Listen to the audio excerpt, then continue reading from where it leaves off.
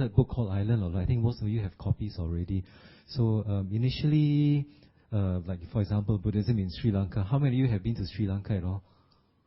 One. Only one. Sad case.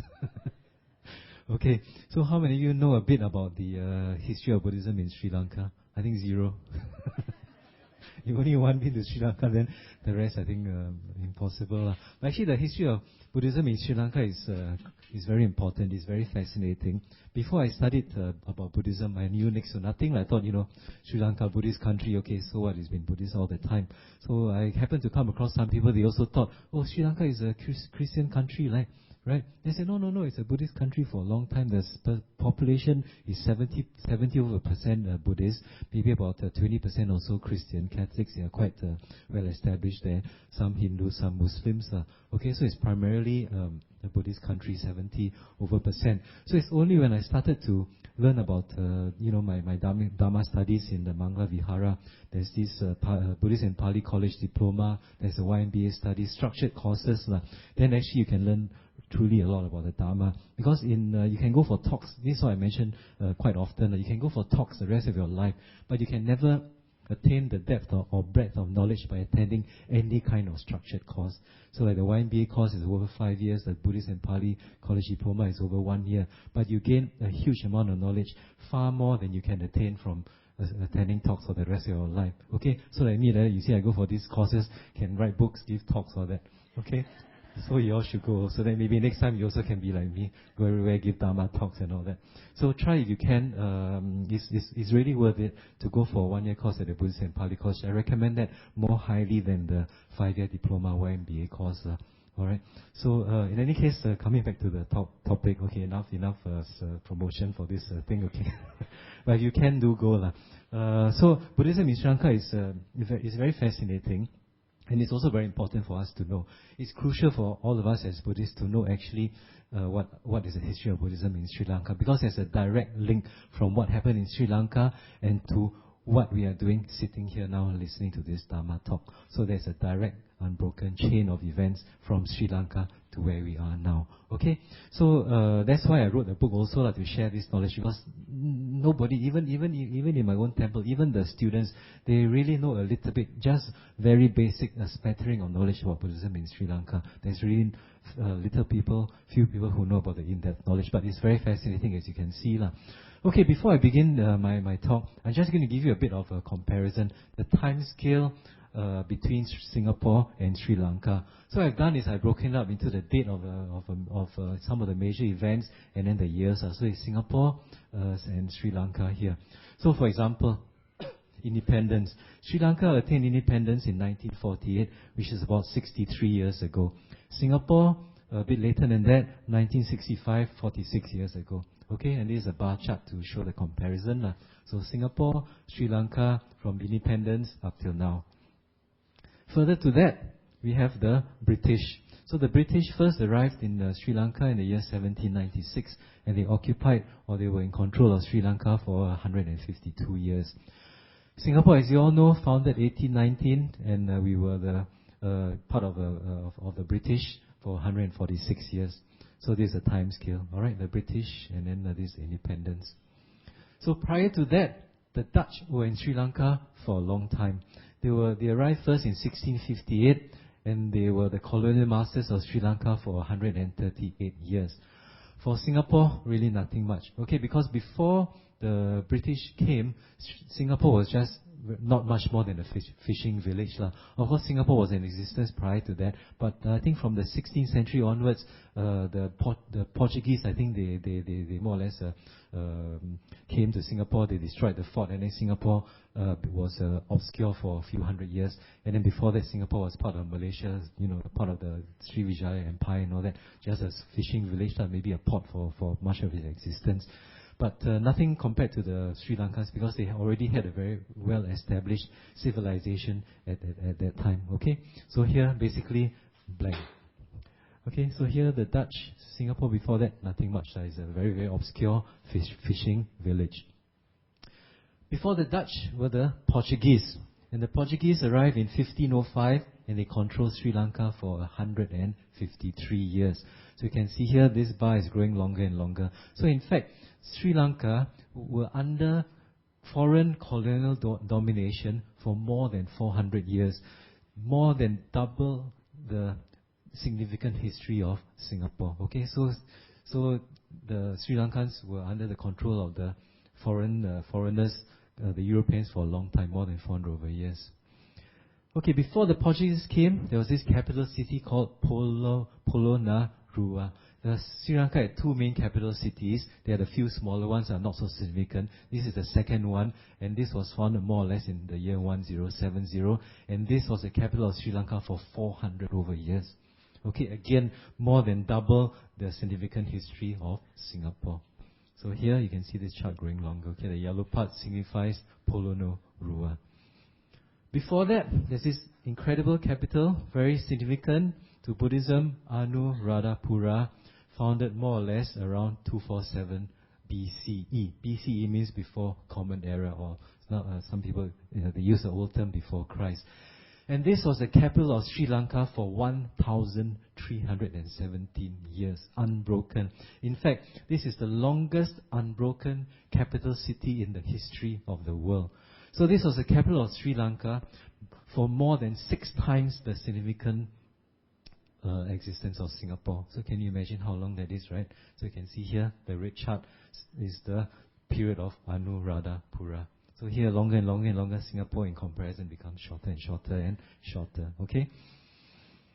Okay, so then before that, let's go back a bit more to the time of the Buddha's Parinibbana, 543 BC. So after the Buddha's Parinibbana was about almost 300 years before the significant founding of Anuradhapura, when Buddhism first arrived in Sri Lanka. So this is the chart now.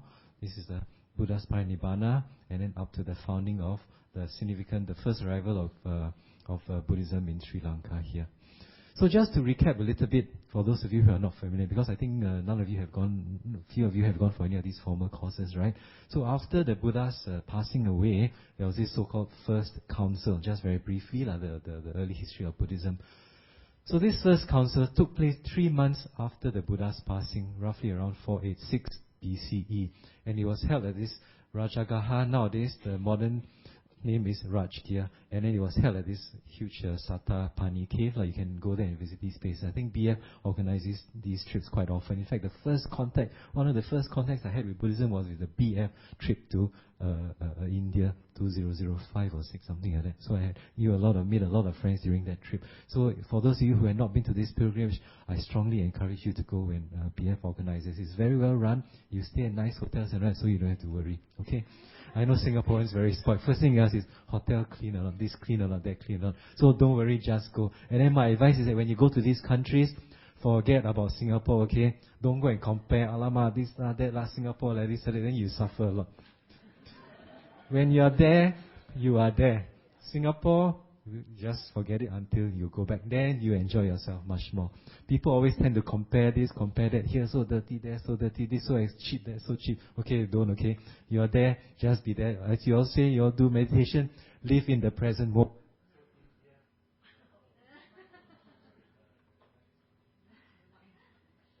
So India, wherever, Sri Lanka, Burma, whatever, okay, you are there at the present moment, and that's it. Okay, then really, you enjoy yourself much more. In any case, this First Council was sponsored by this king called King Ajasatu, who was son of the king Bimbisara, both who were supporters of the Buddha. But this King Ajatasattu, he put his father to death. So there's early history of Buddhism. You want to know more, I think, like I said, go and read some books, or better still, go and attend some course. And then this was presided over by this Venerable Mahakassapa with a council of 500 monks. So it's roughly here, okay? So this is the part the Buddha operated in the northeast of India. So if you go with the Buddhist fellowship pilgrimage or any other pilgrimage, you can visit all these fascinating places. Lumbini, the birthplace of the Buddha. Kapilavastu, the place where he lived in. Savasti, Kushinaga, the place of passing away. Bodh Gaya, the incredible place, the place of enlightenment. Sana, the place of the first teaching. So this is the place where the Buddha operated in, okay? The northeast of India. So the first council, the objective was to recite and reaffirm the Dharma and Vinaya, because at that time the monks were worried that the teachings would die out. Then they recited all these to protect and preserve the teachings of the Buddha, just in one sentence about the first council. So now we come to the second council. It took place 100 years after the Buddha's passing, roughly about 386 BCE, held at this city called Vesali, patronage of King Kalasoka, presided over by this Venerable Revata with 700 monks. So Vesali is roughly about here. So the significance of the second council is that there were 10 disputed points which the monks were, not in agreement with, and then this led to the split, the first schism in Buddhism. All right. So before that, there was only just Buddhism. After that, it became the split between the liberal Mahasanghikas and the orthodox Stavarivadins, the Great Schism. So these Mahasanghikas were the forerunners of the Mahayana. They are not the Mahayana, but they are the forerunners of the Mahayana. And then the Stavarivadins were the forerunners of Theravada. They are not the Theravada, but the forerunners of the Theravada. That one, you have to be clear in your mind. So this is the main impact of the main result of the second council. So the third council, now we're getting closer to Sri Lanka, the time of Sri Lanka. This took place 200 years after the Buddha's passing, 250 BC, held at Asokarama in Pataliputta. Nowadays it's called Patna, quite a major city. Patronage of the great king, the great emperor Asoka, the greatest ruler of India. Presided over by this Venerable Moggalliputta Tissa and 1,000 monks. So it's somewhere here, okay? Patna. And this is a very, very important event in the history of Buddhism. Because at that time, because of the patronage of King Asoka to the Sangha, it became a bit corrupted. Because many people, they just joined the Sangha for the freebies, just free food, free lodging, free everything. Okay?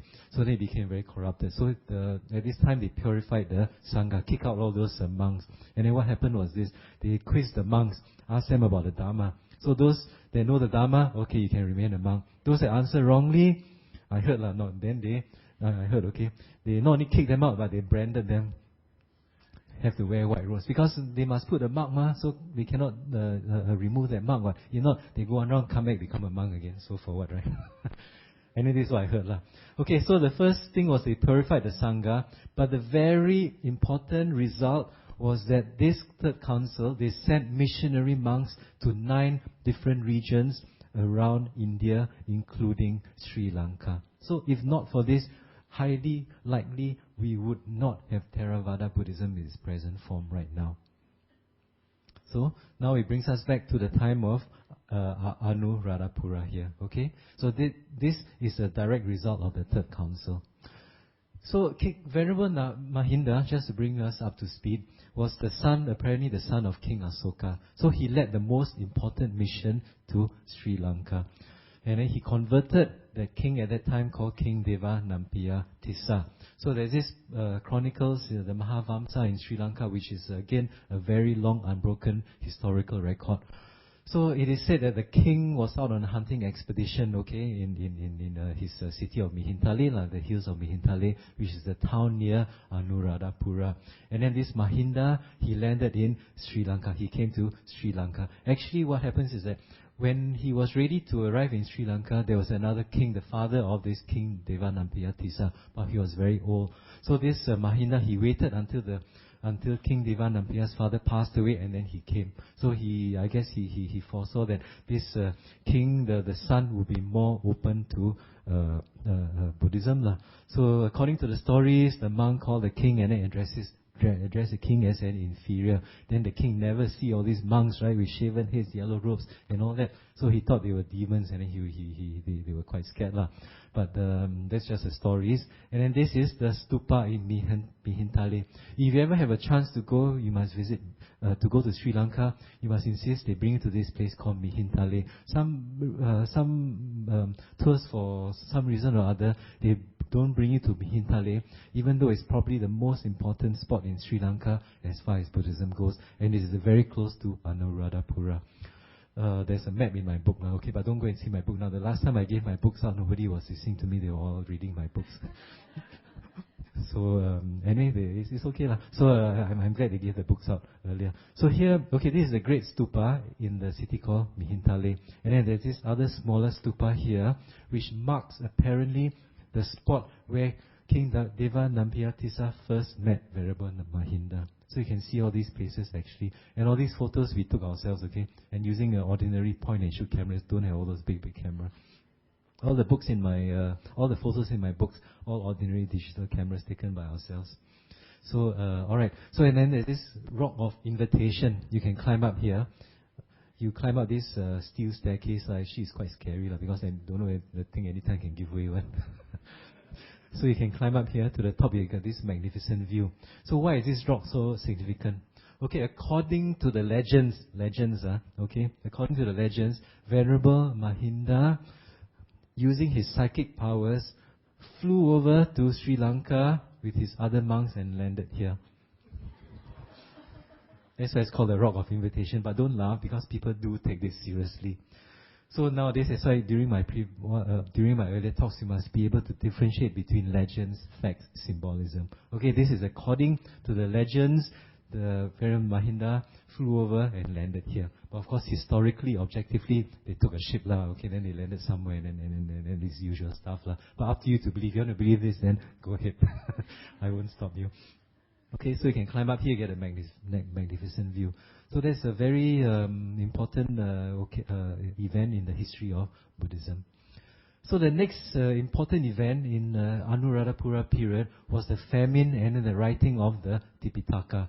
Because there was this king that came along later on, Vatagamani Abhaya, in 43 BCE. So soon after he came to the throne, he faced a rebellion from the southern provinces. And then not only that, the north, they were invaded by the Indians, okay? So Sri Lanka history, a lot of this invasion, fighting and all that. And then because of this, the country faced famine. And then they even had to eat each other in order to survive, cannibalism. So thousands of people died from starvation, and then Buddhism went into a severe decline. So the monasteries became very deserted because the monks can't survive. I mean, the people can't survive. How you expect them to go and support the monks, right? So many monks, they died or they just left in order to survive, just to stay alive. So Buddhism had entered a very critical stage because the monasteries deserted, the monks all left or they died. So this is because up to this point in time, Buddhism, the teachings were passed down verbally, orally, by recitation. But because of the situation, no longer possible, right? And then without the teachings, of course, Buddhism would have disappeared from Sri Lanka with no proper teachings. So luckily, there were some other events that happened, okay? So this is the place where the writing of the Tipitaka took place. This is the Alu Vihara. Again, you can visit. And then these are the Ola leaves. So what happens is that the monks, they decided to write down the teachings of the Buddha, record it for the first time in Sri Lanka. It is possible that it could have been written down in some other forms in India, but in Sri Lanka, but the most significant for us as Theravada Buddhists, this place, the first recording of the Tipitaka. And then it was recorded on Ola or palm leaves. So you can go to this place, they show you how it's done. These are the Ola leaves, it's those strips. They cut it into strips and then they dry it and then they flatten it. And then they write it. They cut it up into this and then they write it. But the interesting part of it is that they write but they can't see what they are writing. So the monk here, they write no ink one, no. They are writing on the Ola leaf using a sharp implement, a metal object or a sharp stick at that time. And then you know those Sinhalese script, those whatever Sanskrit, whatever script, it's all curly, whirly, dot here, dot there, turn here, turn there. So, but they can do it. I think we write A, B, C, big one also all wrong. So they do it, they write it without being able to see the words. So what happens is this. They write it down, they inscribe it on the palm leaf, and then they rub it over with some compound made of soot and other stuff. And then they put it over like that.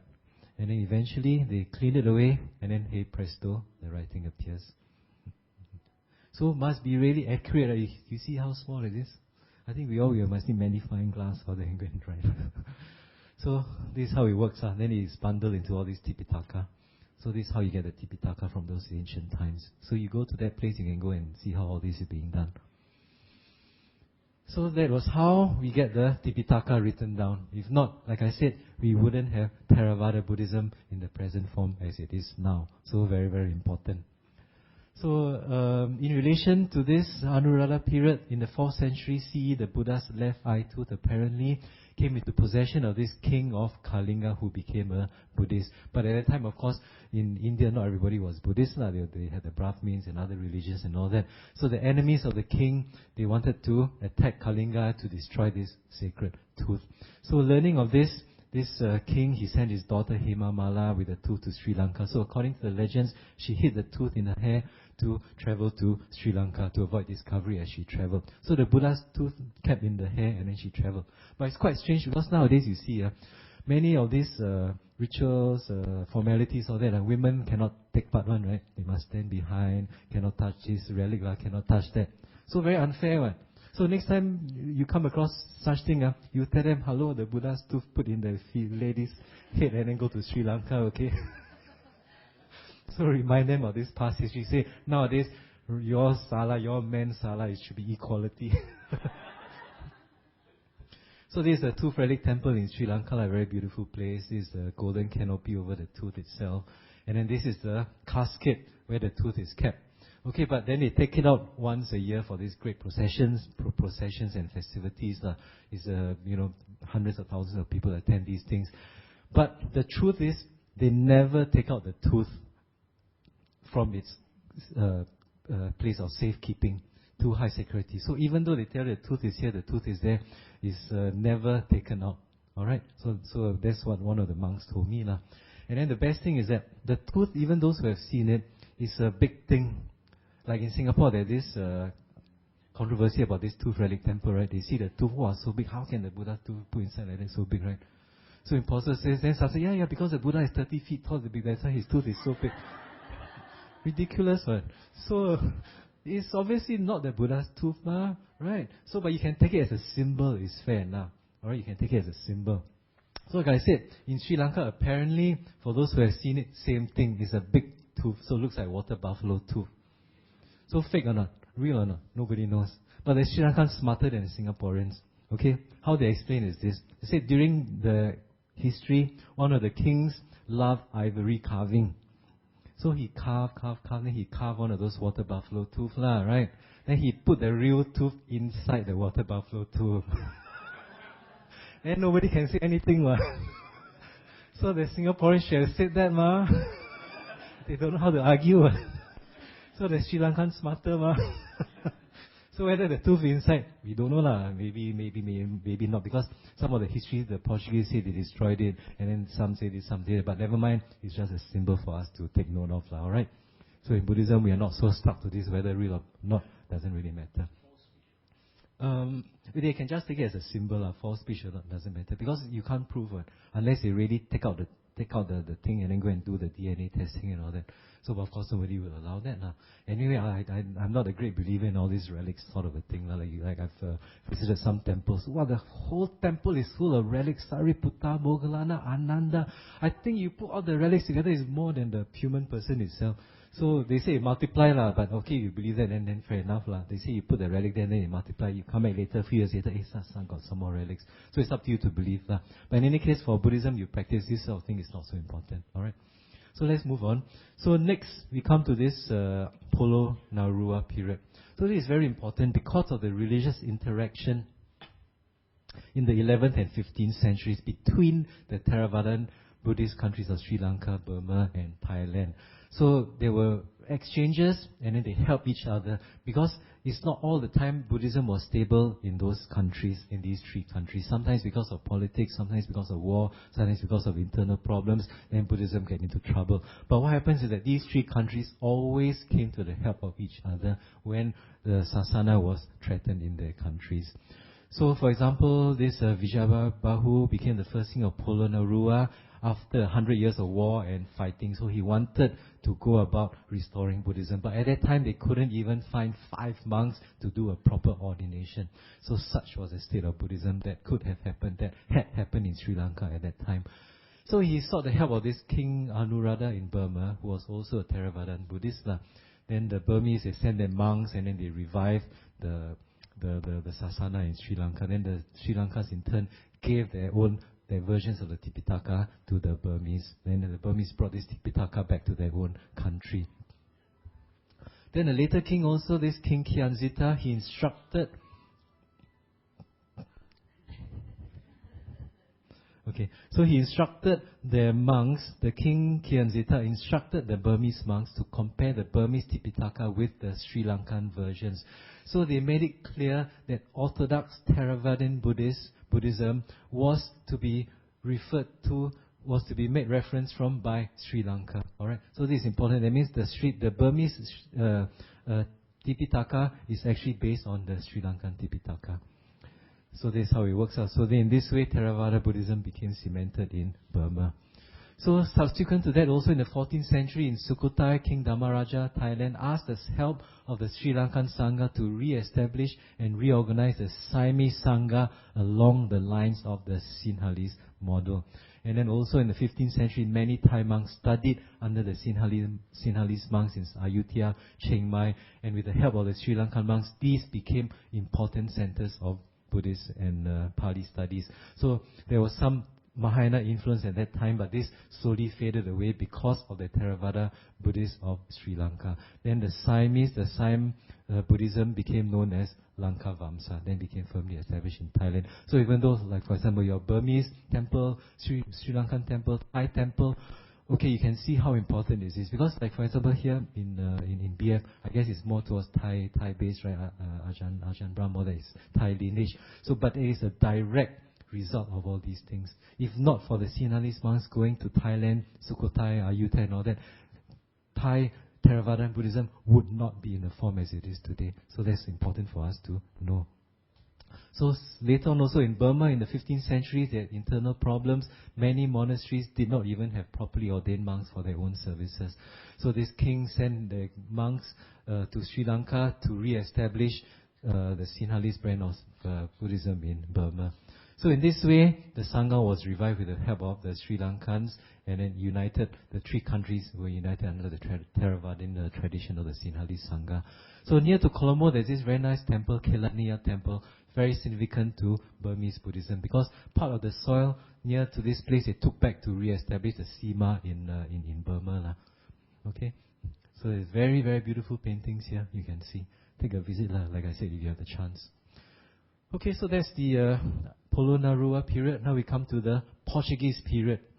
So with the arrival of the Portuguese, Buddhism was to suffer more than 400 years of almost continual oppression by the European colonial powers, and it was almost wiped out more than once. Not only once, but it was almost wiped out several times.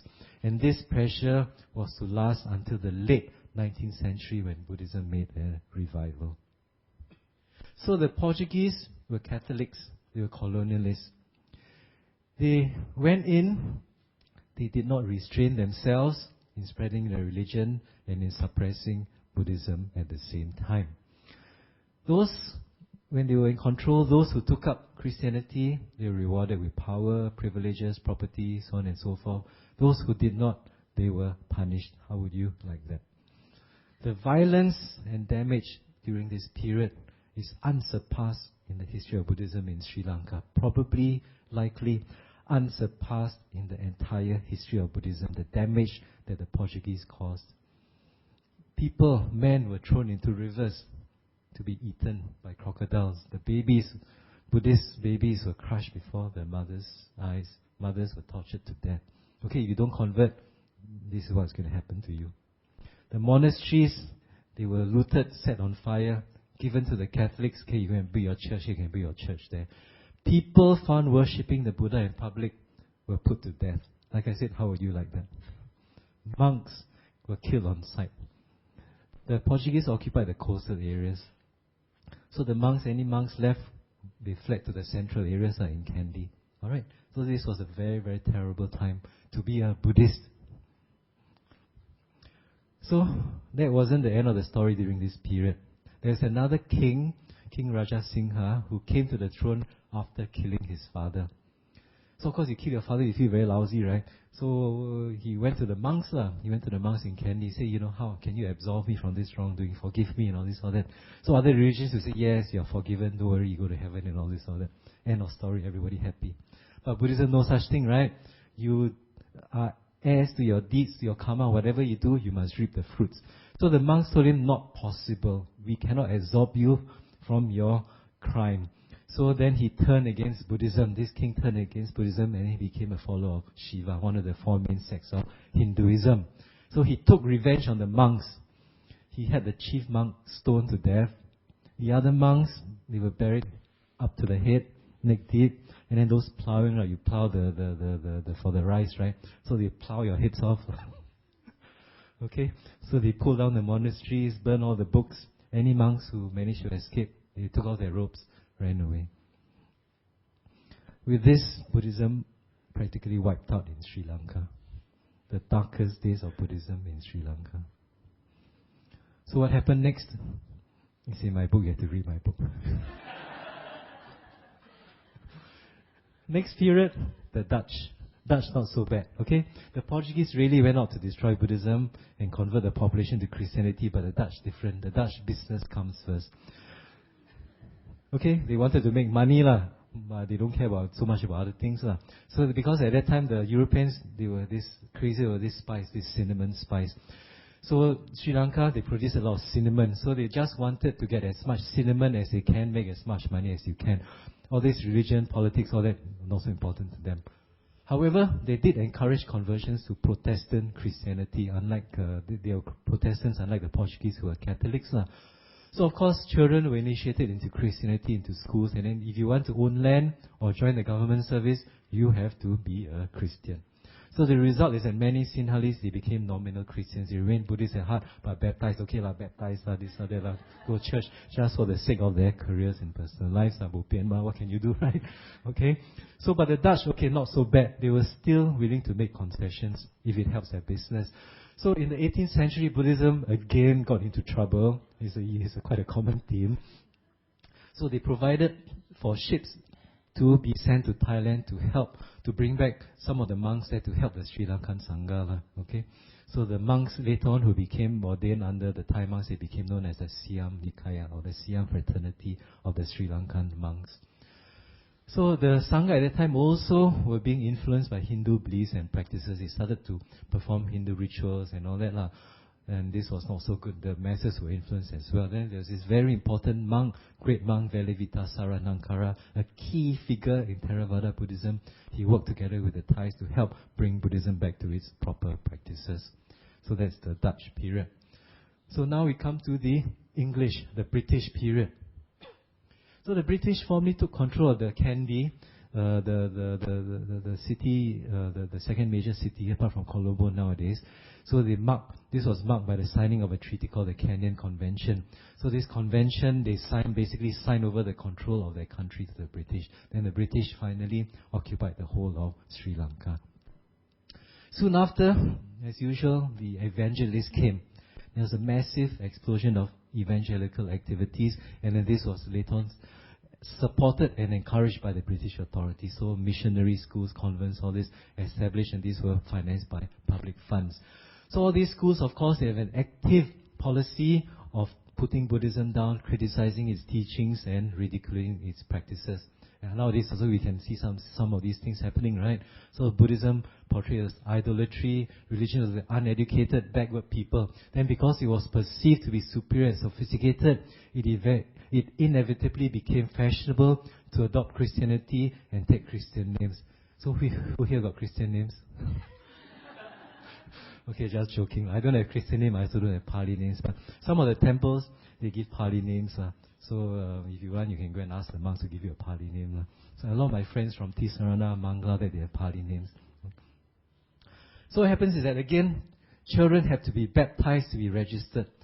Unbaptized couples could not solemnize their marriages, and government jobs only reserved for Christians. So a huge amount of discrimination at that time against the Buddhists. So the missionaries also, they travel here, travel there, all the villages, of course they denounce Buddhism, and then they say Christianity is so much better and all that. So many people again converted for the sake of their marriages, families and their careers. So Buddhism under huge pressure, marginalized, disadvantaged in its own country. Christianity, because of the government support, because of the evangelists, the missionaries, very, very strong. They were becoming very, very strong at that point in time. So the missionaries, now we come to this very important event called the Buddhist-Christian debates. So the missionaries became very aggressive. They started to distribute their their materials even at Buddhist events, then challenge the monks to open debate. Come, let's have a debate.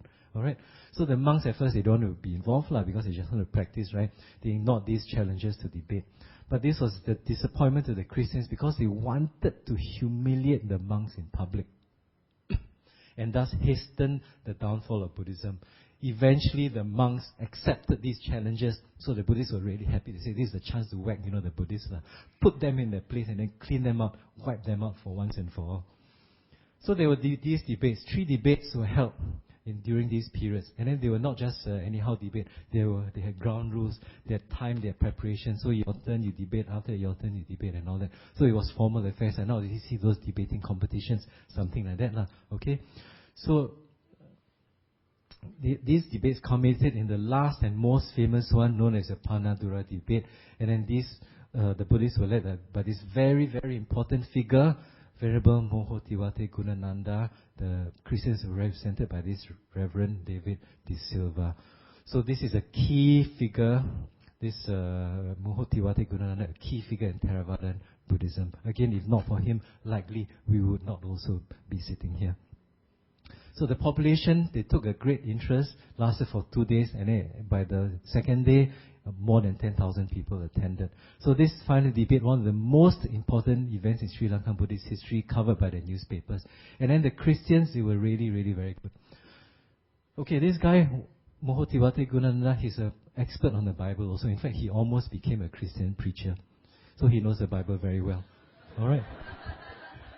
So it's like for all of us here, if you know Christianity, you know Buddhism, nobody can fight with you. Seriously. Okay, because like even for myself, sometimes I talk to my Christian friends. They want to tell me this, tell me that. But I tell them more about Christianity than they themselves know. So if you know both, you'll be really, really very hard to beat. In fact, you'll be unbeatable. Because a knowledgeable Christian, a knowledgeable Buddhist can always beat anybody. Okay, if you know both. So that's why I make an attempt to know not only Buddhism, but also a little bit about the other religions. So in any case, the Christians were also experts in Buddhism. They can read Pali, they know the Pali text inside out. Here, who can read Pali? I also can't read Pali, okay? So they know Pali, they know the Buddhist text inside out. And during the course of the debates, they found out that their text, the Christians' text of the Buddhists, that means they also had their versions of the Tipitaka. They found the Christian text more accurate than the Buddhist ones. Sad case, right? So in any case, so they had this debate, one of the most important things, one of the most important events in the history of Buddhism, Theravadan Buddhism. So who won the debate? How did they win the debate? Again, in my book, you read it for yourself. So this is a picture of the debate. This is Mohotiwate Gunananda, Reverend De Silva. So it was a big event. Many people attended this. So after that, the Buddhists finally did make a revival. So there were several very, very key figures. So one of these is this Colonel Henry Steele Alcott, an American, started the Buddhist revival. Very, very important. So he's a key figure. Why? You have to read my book. The next one, Anagarika Dhammapala, also a great Buddhist activist, key figure. And then now we come to here, okay? The present time, Venerable Narada Mahathera. I know of people who have met him personally. For me, I have not the chance. In fact, I have not met any of these monks which I have read about in my books. Are not so good karma. Maybe some of you may have met Kesri Dhammananda. Who have met him? Some of you may have met him, right? Yeah, very good. Better than me. I never met him, but important figure because without him, he's Sinhalese, direct from Sri Lanka. Without him, we wouldn't have all these materials starting up for us, all these simple Buddhist books. Okay? Because without him, I also won't be standing here giving this Dharma talk to you. So you know how important he is to you, to all of us. All this English language, simple Dharma, down to earth, practical. And then finally, Venerable M.M. Mahavira, I don't think any of you may have heard of him. He's a founder of Sri Lankaramaya Buddhist Temple at St. Michael's Road. And then after that, he also founded Mangala Vihara. So it is a key figure. Because of this, we have all these English language programs in Singapore. We have the YMBA programs, we have the Pali College programs, and then which led to people like me coming up. Okay? So this is the direct lineage from Sri Lanka up to now. So why is it important for all of us to know about the history of Buddhism in Sri Lanka and its sacred sites? Like I said, we have to know our Buddhist roots, how we arrive at this point in time. Then we know where to place our gratitude. Because we just sit here, we don't know our past. Easy, right? But if we know all these things, there's a reason for us to be grateful. All these people, as I mentioned, all called Saranankara, Anagarika Dhammapala, and all that, these are key figures which led to us being here. If not for them, likely we would not be here. So we must remember and, of course, express gratitude in our minds to all these important people. We have to know our Buddhist roots. And we must learn the lessons of the past to such that we don't repeat the mistakes. Like in the past, in the ancient times in Sri Lanka, sometimes also the lay people are at fault. So they support the monks too much, they support the monks too blindly, then the monks become corrupted and then it all goes down again. So we must know what happens in the past, then learn the lessons from there. And then next, we have to appreciate our present conditions. As I showed you just now, we are all seriously in the golden age of Buddhism. Nowhere, there's no other period of Buddhism whereby it has spread so far and so widely throughout the world. We are free here now to learn, we are free here to practice, we are free here to preach the Dharma. Right? So take this advantage, because not all the time is like that. I show you periods whereby there was a time the monks killed on sight. You want to worship, you cannot do so openly. You also will be killed. And then discrimination. You want government job, you must be a Christian. Your children want to be baptized, also, your children want to be registered, also must be a Christian. So take advantage. Not every time, not all periods of time we are so blessed to be able to learn, preach, and practice the Dharma. So we must appreciate our conditions. So that's why sometimes people complain about, other religion, about Buddhism, decline, all this. I also want to laugh. They also don't know about all these things. They don't know how lucky we are today now. Okay, so keep this in mind. And then next, knowing the history, we must do our part to ensure the continued survival and success of Buddhism, right? So how do we do that? We do that by learning the Dharma, by practicing the Dharma, and by sharing the Dharma. So we make sure that Buddhism, we do our best, each and every one of us, to make sure it does not go into such declines and such terrible periods as it did, for example, in Sri Lanka, also in Burma and in Thailand. So it's each of us to be, as I mentioned in my book, to be an island of light. All of us an island of light of the Dharma. We learn, take the chance to learn, to practice, also to share the Dharma. Okay? So these are the important reasons why. Any questions? No? Okay. So now I just want to show you a short video clip which I'm sure you'll enjoy. And in case all the places we showed this clip, they all liked it very much. So you can bear with me for the next 15 minutes or so. I think you like this very much.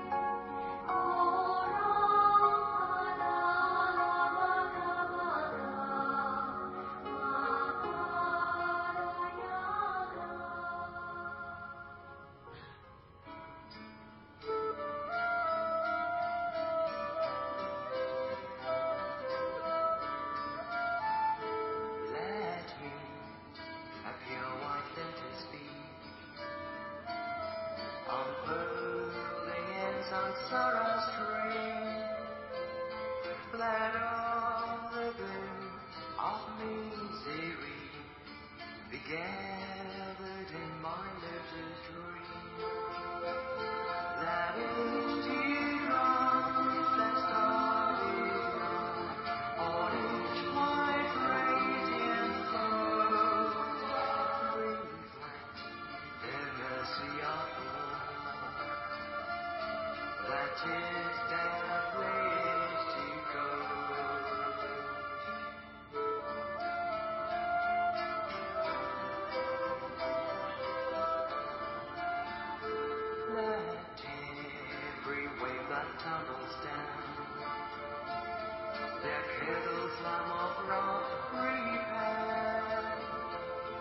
to lotus roots of dusty brown, in my compassion's bounty share. Let every spark of vengeance grow round lotus tops and flowers, and greed and light transform our love in lotus heart and shine.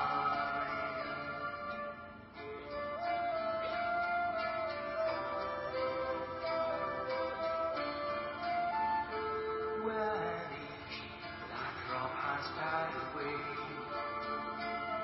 across my pure white lily door, when I have drained all sorrow may, I speak to death on noiseless floor.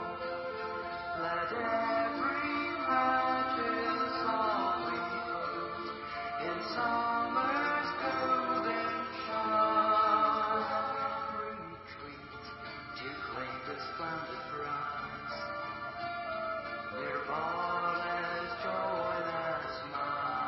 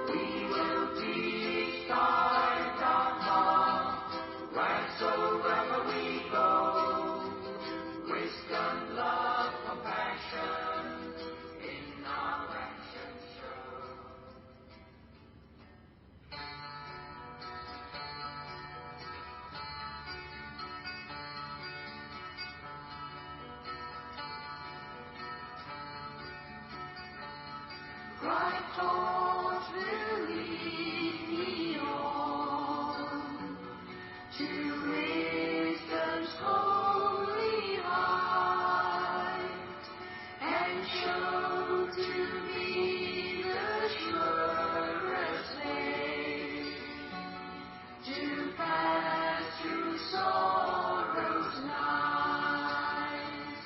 Right thoughts will light me through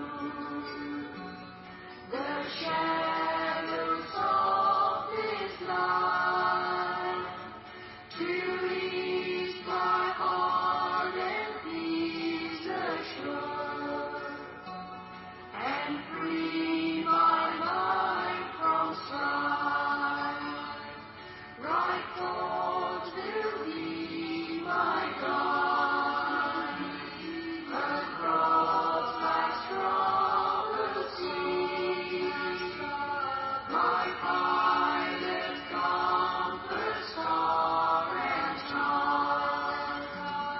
Right thoughts shall ever lead, right thoughts will keep me on the way to perfect peace, and ferry to the other shore, where all illusion cease.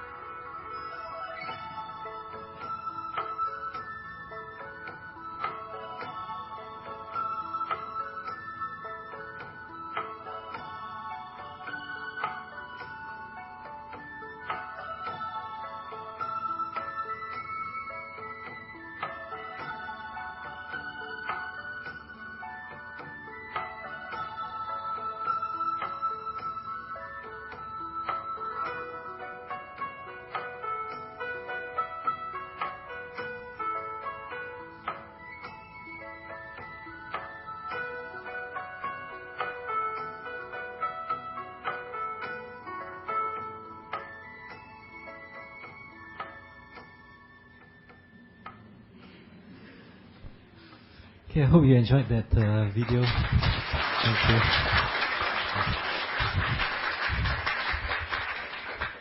And it's not done by me. Done by one of my friends from the Buddhist in Pali College. I think she spent more time to do this video than I took to write the book.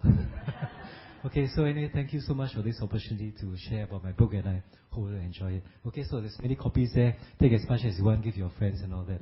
Okay, thank you very much. Sadhu, sadhu, sadhu. Thank you very much, Brother Lee, for giving us an interesting talk.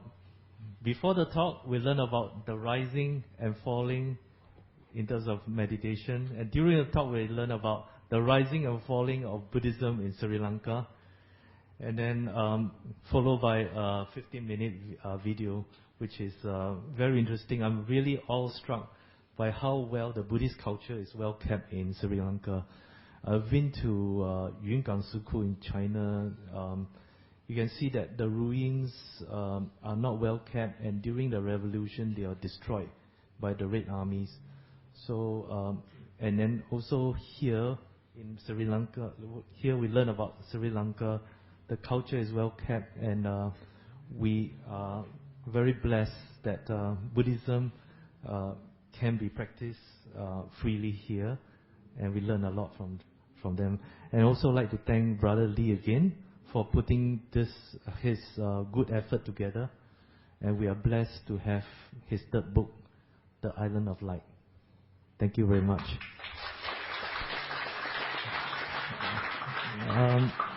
Next thing will be the Q&A, the question and answer.